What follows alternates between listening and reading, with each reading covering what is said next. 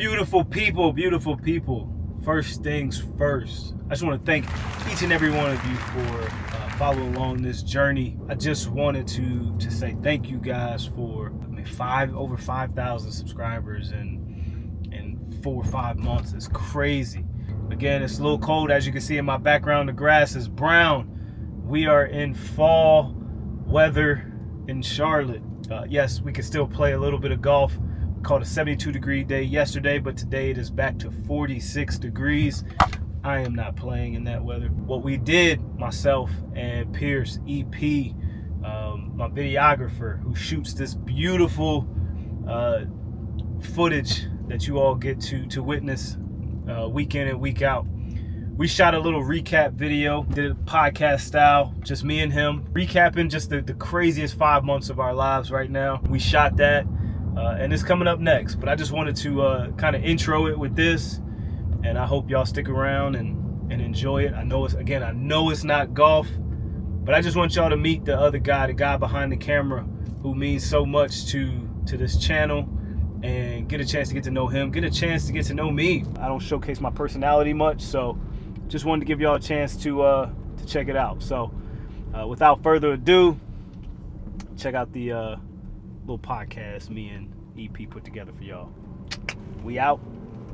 We lit. Damn. Yeah. Did we press record? No. I have no idea. I thought you pressed record. I didn't. All right, we're gonna start over then. How about that? Because yeah, that was recorded. All right, guys, let's do this, man. What in the world, my guy? Yeah.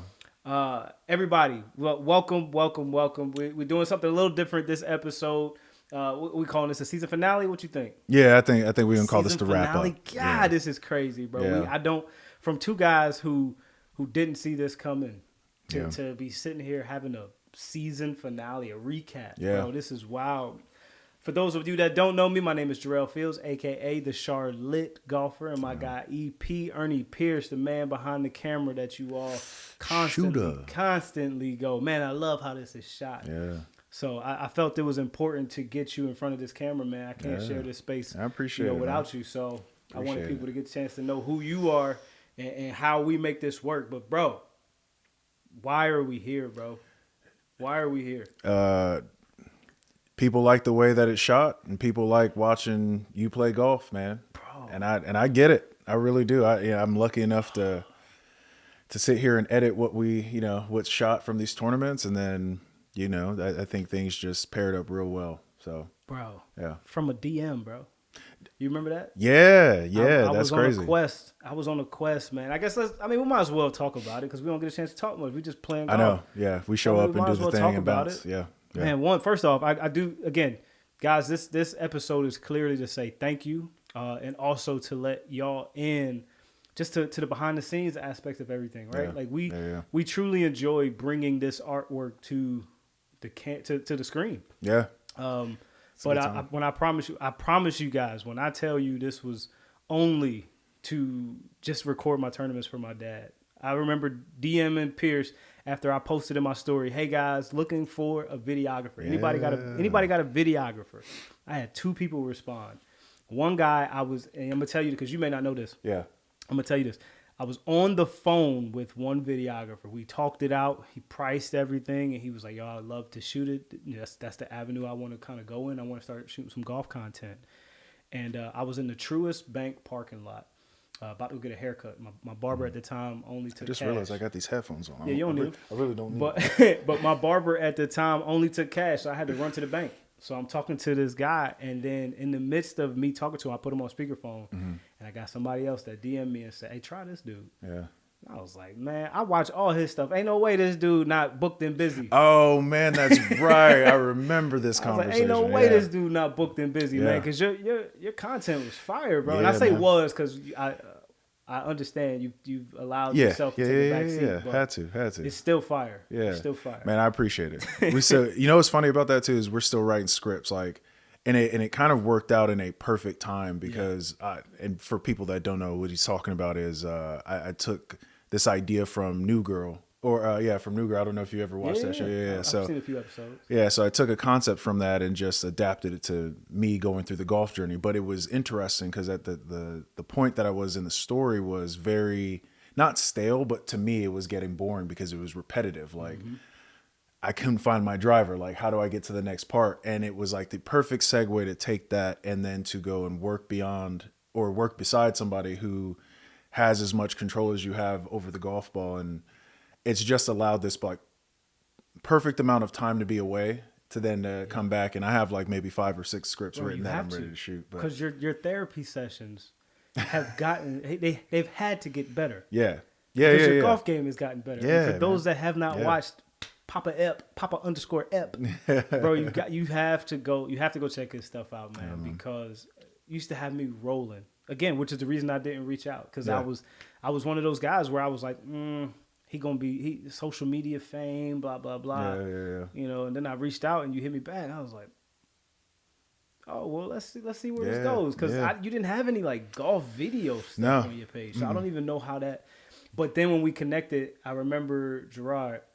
John kind of mentioned you, but that's how we got connected, man. This guy's the coldest golf videographer that I know. Appreciate it.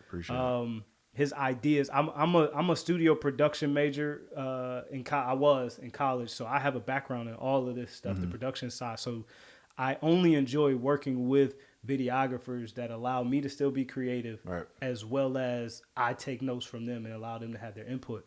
I've had no input in this because I trust your creativity when it comes to what's been put on camera, and obviously it works. Man, and that, honestly, you know what's kind of cool about that? That's huge. Like, and I'm sure a lot of videographers or people even in the creative space, a lot of times when you get into the post production of things or you're editing and putting things out, like it feels like you have like the teacher over your shoulder, kind of like with their hand on yours, moving the mouse, and so to have the freedom to shoot, like I just want to give people the perspective of how I get to see you play. Yeah. And I think that's when I really started tapping into like, all right, I want to add this in the B-roll. I want to add this for the tracers, or, you know, to have the main person trust what you're doing is that's huge, man. Yeah. It's huge. And it makes it fun. Yeah. And fun it has been. It is. It has been so much fun to be there. Yeah. This is you know, for me, I own a business. You know, I own a real estate brokerage. So for me, this was only, again, the opportunity just to showcase 1 or 2 events, maybe 4. You know, and then I mean that second video. 30. Let me before we get to that, because that first video was shot beautifully from a documentary style, right? And I don't think people realize that might be why it's got the least amount of views on the channel. Yeah. Because in your eyes, it was a masterpiece. I remember when we watched it, and it still is. Yeah. It still is. Yeah. But it had no tracer. None. It had no kind of. It had no direction for like, hey, this is how the tournament. Because I had never been around tournament golf. Right. Like I'd only ever been around, you know, Jonathan Stewart and building his channel. So like I had an idea of like how you need things to be positioned, but it was always from a 2-cam production standpoint. Yeah. No tracers, you know what I mean? And so it was all of the criticisms that we got for the first one where they were like, it's beautiful, but we have no idea what we're watching. Yeah. We have no idea. Yeah, like that's exactly what they said. And that honestly, that was the greatest thing to like hear, because it was like, I was like, all right, well, let's try and shoot it. In my mind, I was like, well, let's shoot it boring. You know, like, fine. Like, if y'all don't like these beautiful shots, like, we'll shoot it down the line the whole way. And then it was, what was it, like 20,000? Bro. In like the first. 11, it was 11,000 in the first 5-6 hours. Yeah. It was, that one. And I had never seen numbers like that for what we were doing. Yeah, that fast. And then it was like, oh, damn, well, maybe these people know what the hell they're talking about. We went from 27 subscribers to 767. And like 40, and getting goosebumps in like 48 hours. Bro, it was that wild, was it. That was such a wild run. Yeah. And then what was the third video? The second one was the Mooresville. So North Carolina AM qualified. Right. And then was it North Carolina AM? Yeah, because that would have been the Grant Tour thing for Mooresville, right? No, it was the North Carolina AM qualifier at Mooresville. Remember we did the NCM, and I was like, I'm tired of all these college kids. Like I don't like. Oh yeah, because they show with the bags with their names. Yeah, that was funny. Yeah. So that was that, and I think the next one might have been the NCM. Yeah. Yeah, because we did. Yeah, because it was the following week. Yeah. So we did that, man. Yeah, that was. Yeah, because it was monetized within like 3 videos, and I remember that's when I was like. Yeah. Oh damn, we got something like. Yeah, I want to give a quick story about that because I lost my grandmother on Juneteenth. Right. And then we posted the NC AM qualifier on June 24th. That was my daughter's birthday. Right. I remember that because that was the second video, and that's when it popped off. And I remember texting my work group chat saying, "Yo, my grandmother's showing out. You know, she's showing off up there because this is going wild. Like, we wasn't doing this before." Yeah. And we ended up burying her on July 8th. So June 24th. And then the following week was July 1st. Yep. That was the NC AM video. Yep. And then the US, the US AM qualifier? The one that Chris came with us? Yeah. Yeah. Chris Carson. Yeah. And then that one was dropped on right before we left for my grandmother's, or right after we got from my grandmother's funeral, and that's when we got monetized. There it is. Yep. I got the email at her repass. So I am crying with my family, and then we go to the repass, bro, and sitting there eating, and I get this. My phone buzzes. It's been buzzing all day, but I didn't look at it much. But for some reason, I look at this one, and it said, "Welcome to YouTube creator something." Yeah. And I was like, what? So just eating the mac and cheese. Like, I say, Grandma, you showing out. Yeah. Monetized at the repass, bro. Yeah. We had just put her to rest, bro, and monetized. Yeah. So, I mean, it's all been very poetic for me since the beginning. But that just, again, from the moment we took off, I've only said, yo, this is my grandmother. This is it. That's awesome. It's just, she was quiet but mighty, and that's what I meant by it. Like, she was 4 foot whatever, Philippine lady, you know what I'm saying, but very powerful when she would yell at us, all that stuff. But hold on, your grandmother's Filipino? Yeah. I didn't know that. Yeah. Yep. Short. I mean, if I showed you her. So y'all, hold on. So y'all do like, you're familiar with like lumpia and pancetta and all that? I got some in the freezer. I got lumpia. We've been working freezer, together. Bro. We've been working together since the summer, and this is the first time I'm hearing that. I got some in the freezer, bro. Real talk. Yeah, we're gonna have some of that after this. That's crazy. Yep. So, but that's, again, not to go crazy, but this whole thing has been very meaningful for me. And then to tie it to my dad, that was his mother. You know what I mean? Like, to shoot the tournaments for my dad, and then my grandmother never saw me play golf. Oh, wow. So it's just like little things like that, big things, but small things like that that really just allow me to keep doing this and go, God, like, it's not going to change because she got me. You know what I mean? So that's all. That's awesome. It's, that's awesome. I didn't know that. No, it means a lot, and that's why when people comment, I try to respond to every comment. Yeah. Hey, I appreciate you watching. I don't care if it's bad feedback, good feedback. I appreciate you watching because it's only helping the channel grow, right? Absolutely. So it's fun. But I wanted to, I don't want to keep being the one to talk, but I wanted to shoot some questions to you, man, because it's more podcast style. But I want to get people introduced and understand who you are. Oh, but give everybody a little bit of background about who Ernie Pierce is, man, and how you developed this style of shooting that everybody is so in love with. I'm very much a person that I believe that I'm put in certain places to find out who I am or try and so I had no idea that I would be this good with a camera. Like, I had no idea. Like, I knew that I wanted to do something that would allow me to be as creative as I possibly could without having to follow everybody's rules, right? Like, because I was an athlete my entire life. Yeah. So like, even, played football at Kansas State, came from a junior college, thought I was going to go to the league. That didn't work out. I've played in every FL but the one that actually matters. They all matter, bro. They all matter. They all matter, yeah, to somebody. Moved to North Carolina in 2012 and was just trying different things, worked door-to-door sales, finessed that into working for Bank of America. Did that for a couple years, almost got into investment banking. ended up working out to where, I ended up going with Gibbs for the first couple years. And so I was lucky enough to go with like a championship level team right out of the gate in NASCAR as a pit crew guy. And, during that time, I was very much like trying to figure out what the next thing would be, even though I was still very fresh in NASCAR, but it was still an athlete's world. And so I wanted to find something that I could do into my old age, because I knew like being an athlete had a shelf life. And I still don't remember quite how it happened, but again, I'm a nerd trapped in an athlete's body. So I saw this commercial. This was 2017. I saw this commercial for the Dark Tower series. It was going to star with Idris Elba and Matthew McConaughey, and both one of my favorite actors. Come to find out, it was based on a book. So immediately I was like, oh man, I love movies that have been adapted from books. I buy the first book just to take a look at it.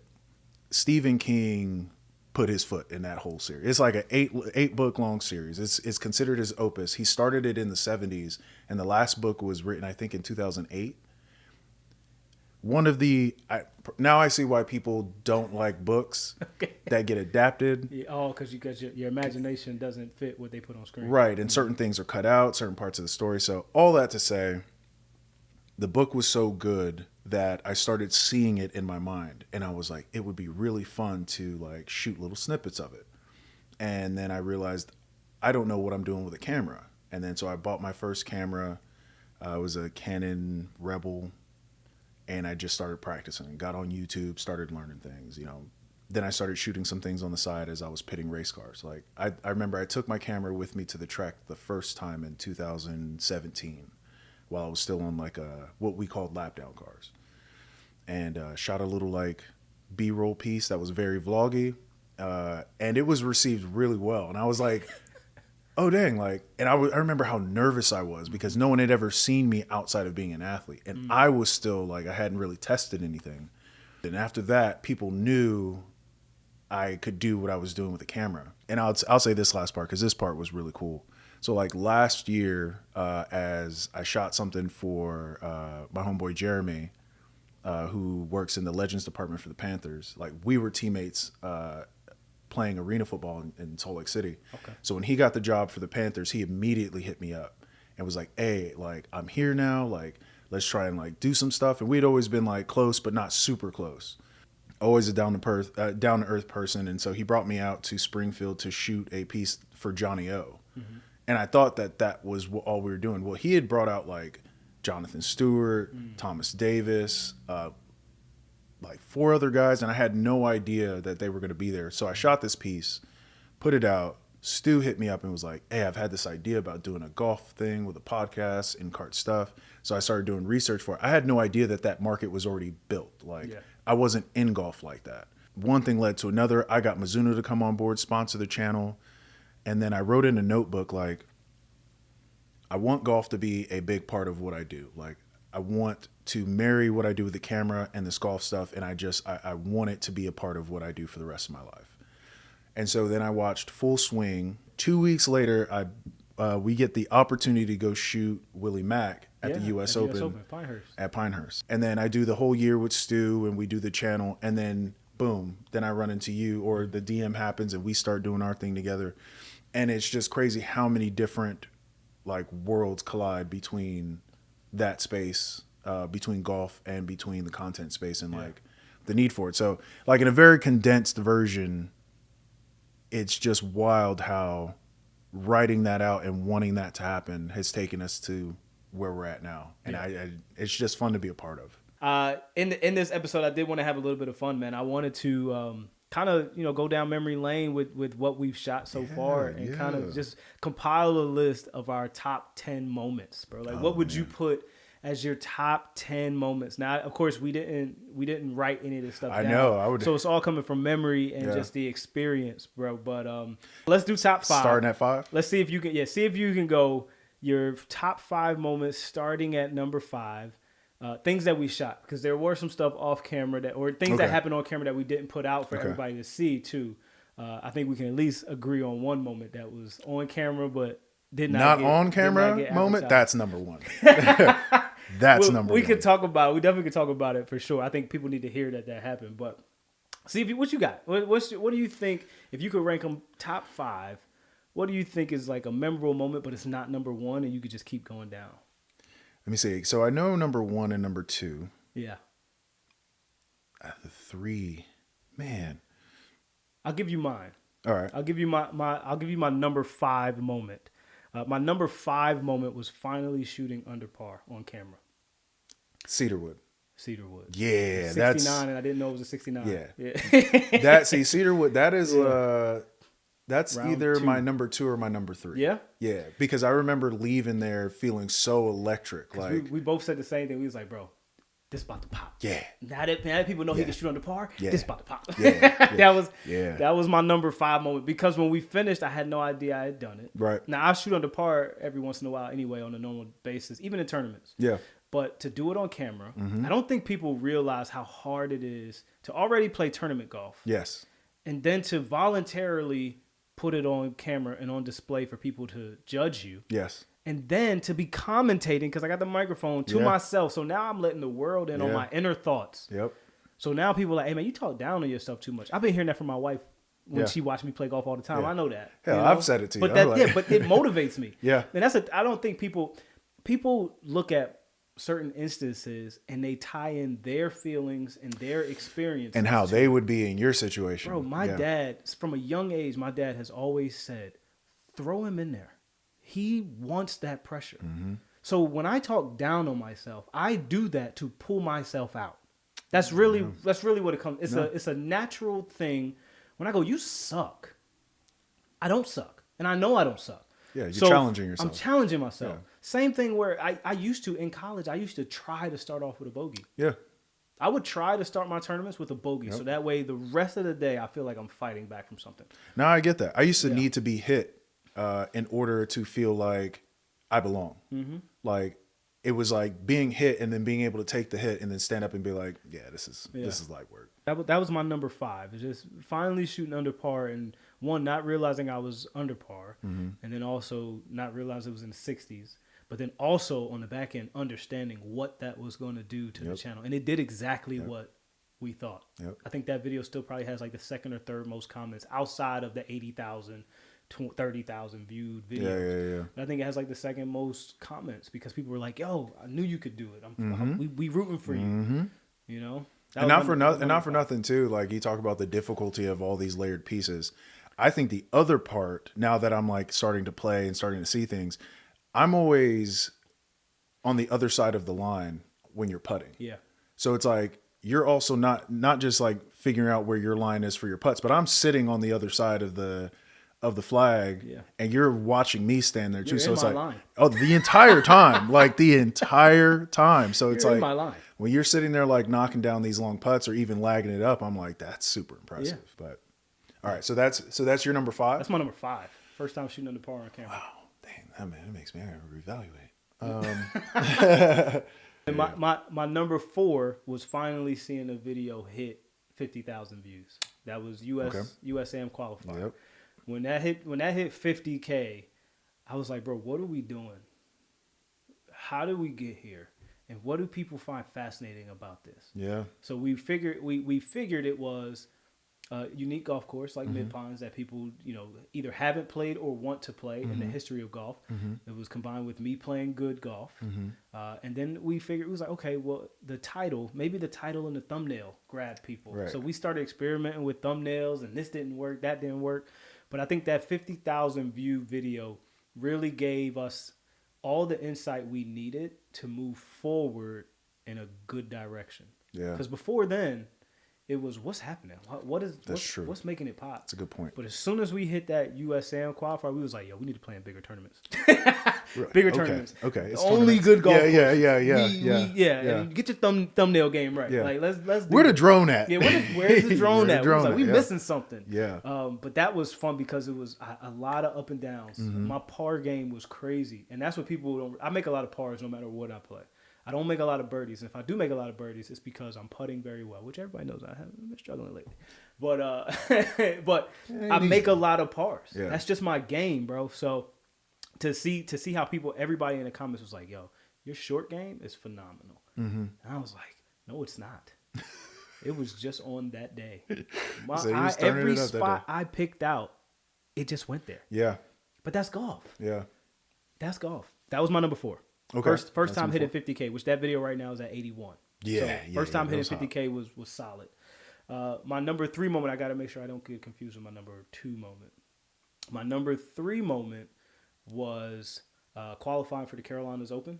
That was at dope. Irish Creek. That was dope. That tournament right there showed me that was the first one that I qualified for.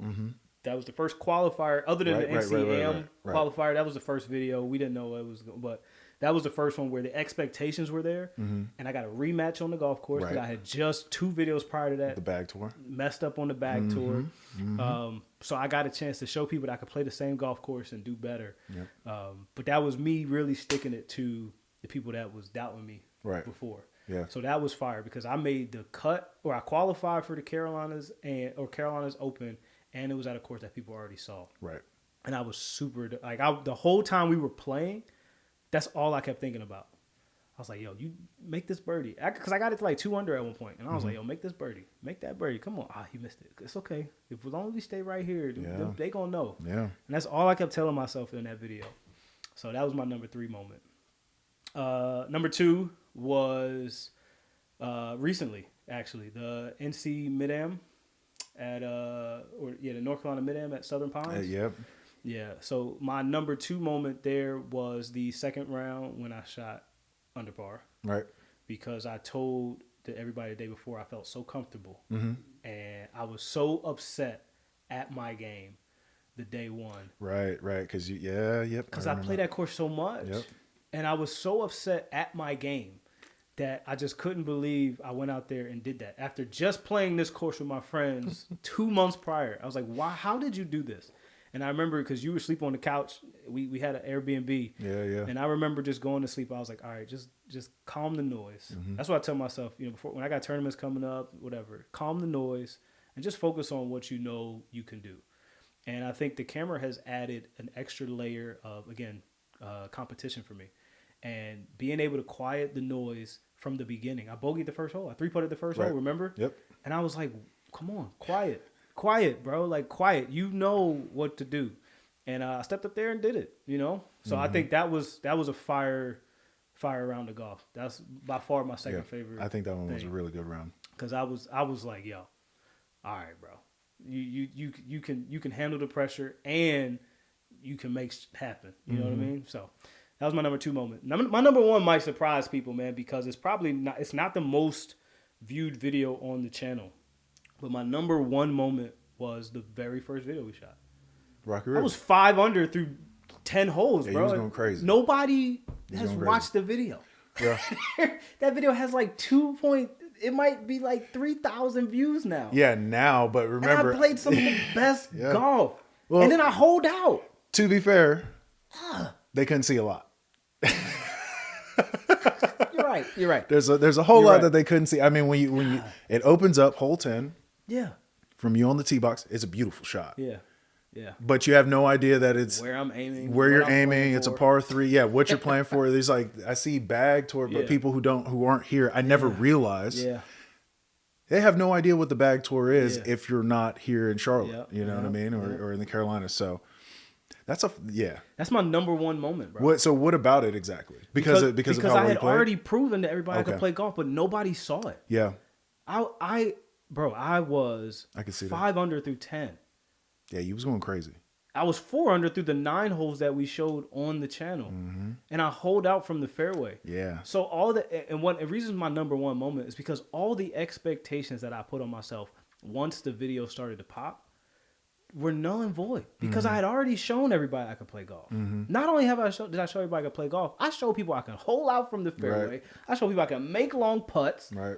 I think I had like 11 putts or something like that. Yeah, it was the best golf I had played in a long time. Yeah. And it was the first time we put a camera on me. Yeah. So I was like, this is crazy. But I say that is my number 1 moment because it was the first time we had chemistry. We made the camera work. Yeah. And I showed people that the camera didn't matter. Yeah. And I think that's what I always reflect back to. Whether you know it or not, when we're shooting, I reflect back to you've already done it. Yeah. stop worrying about the camera, because it comes into your mind. All the Stop time. worrying about the camera. But I always, every tournament that I have the camera, only one I didn't reflect back on like that was the one me and G just played in at River Oh Park. yeah. Because that was more, we were just finding pars. Like, it was like, we're not playing. Yeah, y'all The greens were fast. We couldn't keep up. But that first video was my number one moment, bro, because I proved to myself that I could do everything that I said I would do, but nobody watched it. Yeah. Everybody watched everything after that, but nobody watched it. Yeah. So if you're watching and you get a chance to go back to check out that first video. Check out that first video and just see what he's talking about the how it looked, the aesthetics. It was beautifully done. Yeah. It just wasn't a golf video. Not at all. You couldn't even see the first hole from the first green. You didn't even know where I was. I had no. You know what's funny? first Now that green. I think about that too, right? Like, I wonder what people thought of, like, because now it makes sense. Like, people kind of know where I'm positioned. Like, we have such a good flow when we show up to the courses, and we're talking to all the other competitors. And it's like, hey, are you okay? You're gonna be on camera, or he'll be right there. And I always try and tell people, if I'm in your line, like, let me know. I'll move. But I'm only here for him. Yeah. So. And it's usually me going, "Hey, Pierce, move over." Exactly. Yeah. Hey, heads up. Yeah, move over here. He's going your way. Yeah. Yeah. But no, that's that. I wonder what you had to have been thinking. You're setting up on the tee box, and I'm like off in the front where is shooting. Bro, I didn't even see on the green on that putt. Yeah. I was like, oh yeah, that's where right. I is was in it? the You were in trees. the trees, bro. I was like, where is he, bro? I had just watched Full Swing. I remember. God. So in my mind, I was like, this is what y'all was dealing with. This is what y'all didn't know about. Yeah. He don't watch Full Swing. I was over here like I could compete. I can make these shots look beautiful. do that? Yeah, no, that's it. Like, and then it wasn't until like I really started watching it back and like reading the criticisms, I was like, yeah, if I was watching this from like a golfer's perspective, and it's a tournament, like, you have no idea how far anything is. Like, what are you shooting for? So that's a dope top five, man. There's a lot of growth. I would say if I had to give you my top five, I know for sure my top three. I think top five off of recent. Well, give me what you know. Just give me what you know. So if I had to go number 5, Southern Pines, round 2, Annie Grace. That was round 3. That was round 3. Oh, Annie Grace. You were like, First anytime she shows up and takes pictures, I birdie. And what I thought was dope was you birdied that very first hole as soon as you said it. And to me, because I just remember being like, that's hilarious, because I do remember her from the day before taking that picture. Yeah. And it was like, it was cool to see the follow-up and the momentum, because I think as soon as you hit the putt, it was just like, Annie Grace. Go find Annie. Yeah, this is gonna be Right. this is gonna be a great day. That was a good one. Yeah. That was a good one. I remember that one. Let me see, number 4. So it's the birdie at Mid Pines hole where you went into the bunker. In the trees? Oh, Yes. no. That Yeah. You hit it out of the bunker. Because remember, it was, you were supposed to go 7. I think you were supposed to go 6 or 7 iron. I can't remember what you decided against, but then the ball goes flying, hits the tree, comes back into the bunker. Birdied or come out, like, hit the tree. Remember, it comes back into that big bunker. It's a greenside bunker. Number 6. Right. And Number then 5. 1, 2, 3, 4, 5. Number yes, 5. Par 5. yeah, with par the 5. water down Yes, at the bottom. yes, Yep. And then flopped it perfectly, and then hits it, birdie, and you kind of walked off. And I remember thinking like how Snoop Dogg, this motherfucker don't miss. He just don't miss. Like, even when you miss, you don't miss. Yeah. Number 3 is round 2, Cedarwood. Yeah. Because the round 1, Josh is dealing with, his, that's right. You remember he was hurt. Yeah. And so what would have finished still a pretty decent round in that round 1 was kind of thrown off by hole 18 or hole 9. Yep. Yeah. And then so to come back the very next day, that was a long putt. That was a long putt.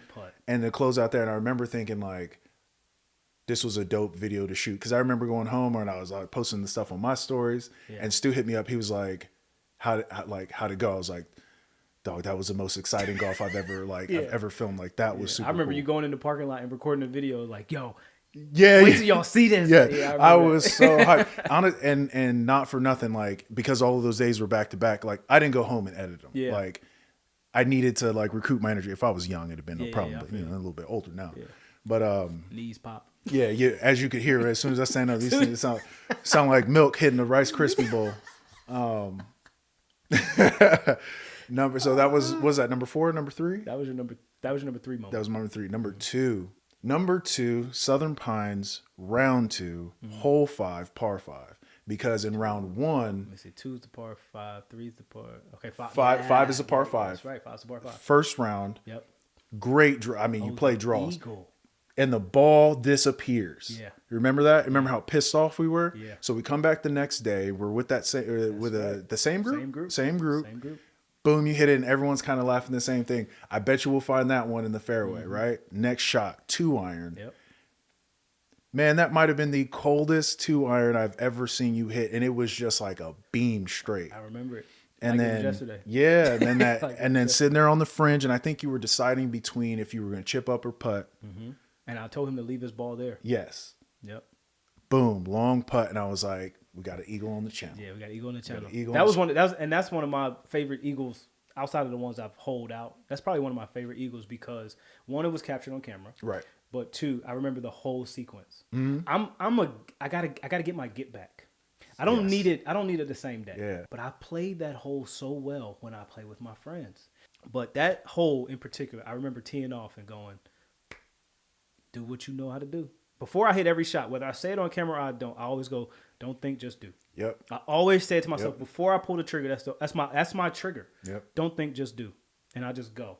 I don't know if have you ever caught me saying it on Yeah, camera? I was just about to say, there was same Southern Pines, hole 1, round 2 or 3.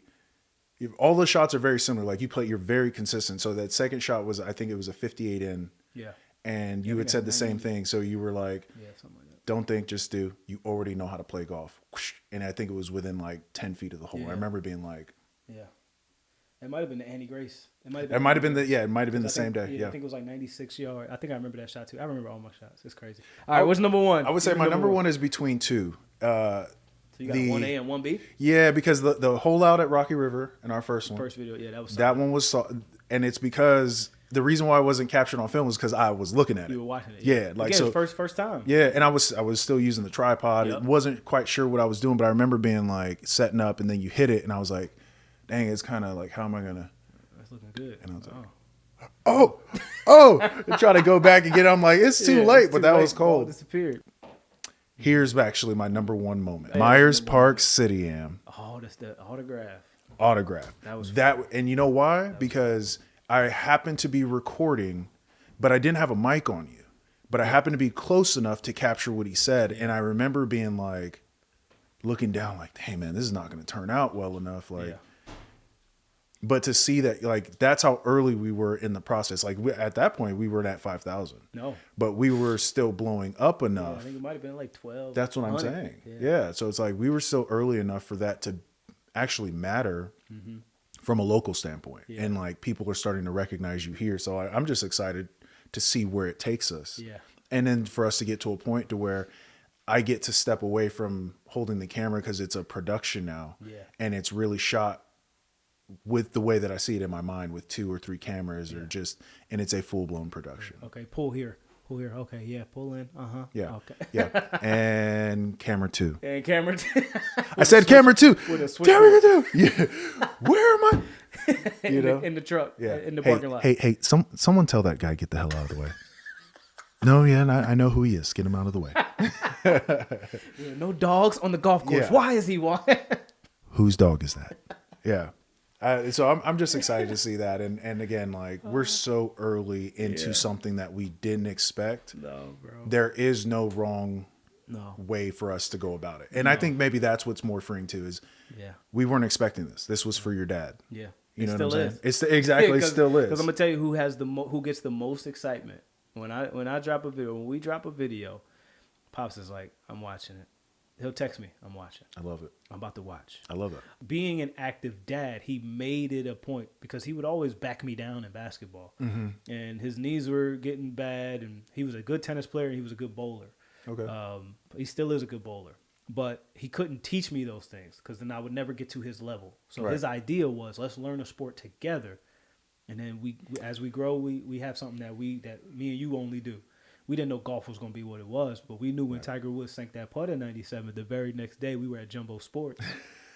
And Jumbo Sports is Jumbo Sports is the site of the current CarMax in Pineville. So right before 85, that CarMax used to be Jumbo Sports. Before Dick's Sporting Goods and things like that, it was a place called Jumbo Sports right there on that corner. And that's where we went. Asked the old guy, John Llewellyn, hey, man, me and my son are trying to get into golf. Do you have any idea where we can get some golf stuff from? And I remember my very first golf club was a La Jolla? Yeah. No. Oh, yeah. The La Jolla Junior set. My very first awesome. set of golf clubs. Yeah. And I hated golf in the beginning. But that's what we do it for. That's what this whole channel is for, so that my dad and me can share a passion that we've had since 97. I love it. And like with that at the foundation, I think, again, that's why, and I've already said it, that's why I don't think there's any wrong that we can do. We've already surpassed any kind of anything we would have put on it. Yeah. So like this is all, to me, this is all icing on the cake. Yeah. And I mean, we're going to have a really lopsided cake. It's going to be all icing because it just keeps getting better. Like, I'm excited for what we got to go do tomorrow. Like, can't wait. And I can't wait for them. I mean, because by the time we put this out, they'll have already seen it. Exactly. But even just having that so early in the channel. You know what I'm saying? When you really think about it, Seth Curry, Gerald Henderson, Evan Thompson, the year's not up. Yeah. That's three huge names to have in a series that we not had to, but like that we were just like, hey, our tournament season's over. What do we do? And then, yep. Hey, like, Seth, before you go off to the bay, you want to do a 1v1? Yeah. Let's do it. Yeah, why not? Cool. Let's do it. Boom, boom, boom. And then you trying to shoot one? Yeah, let's do it. Yeah. Well, I got this tournament we could play in together. Cool. All right. We'll do the tournament and we'll still shoot the 1v1. Yeah. You know what I'm saying? Yeah. Like, yeah. There is no wrong that we can do. So this is exciting because it's freeing. Yeah. And everything gets to still be an experiment because it's so early. Yep. So yeah. I'm looking forward to it, man. It's been way more than I could ever have imagined. Again, I said in the beginning, I think you saw it. I didn't. You knew what was to come. I had no clue because, again, the whole purpose behind it was not to be famous. Well, and I remember you said, funny enough, this is actually, I remember you saying, I'm not interested in being an influencer. I'm not interested in being a celebrity off this stuff. This is dun. And as we started getting more traction, I was like, I'm going to change his mind.